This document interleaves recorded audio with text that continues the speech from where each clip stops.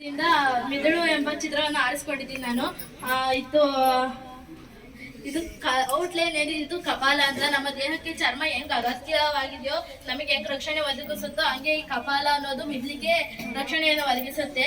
ಇದು ಮಹಾಮಸ್ತಿಷ್ಕ ಮಧ್ಯದಲ್ಲಿರೋದು.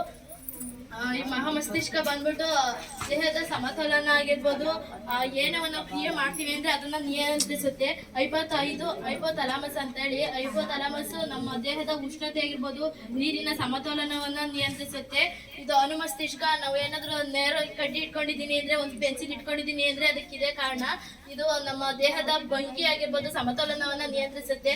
ಇನ್ನ ಪಾನ್ಸ್ ಅಂತ ಹೇಳಿ ಬಂದ್ರೆ, ಪಾನ್ಸ್ ನಮ್ಮ ದೇಹದ ಅನೈಚ್ಛಿಕ ಅಂದ್ರೆ ನಮ್ಗೆ ಐಚ್ಛಿಕವಾಗಿ ಇರದೇ ಇರುವಂತ ಹೃದಯ ಬಡಿತ ಆಗಿರ್ಬೋದು ಎಲ್ಲವನ್ನ ನಿಯಂತ್ರಿಸುತ್ತೆ.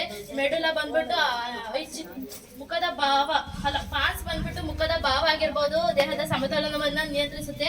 ನಾವ್ ಹೆಂಗೆ ಅಳುವಾಗ ಯಾವ ತರ ಮುಖ ಇರ್ಬೇಕು, ನಗುವಾಗ ಯಾವ ತರ ಮುಖ ಇರ್ಬೇಕು ಅದನ್ನ ಪಾನ್ಸೆ ತಿಳಿಸ್ಕೊಡೋದು.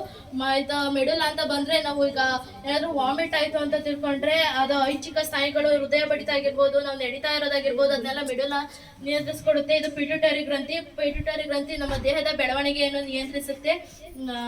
ಇಷ್ಟು ಹೇಳ್ತಾ ನಾನು ಮಾತನ್ನ ಮುಗಿಸ್ತಾ ಇದ್ದೀನಿ.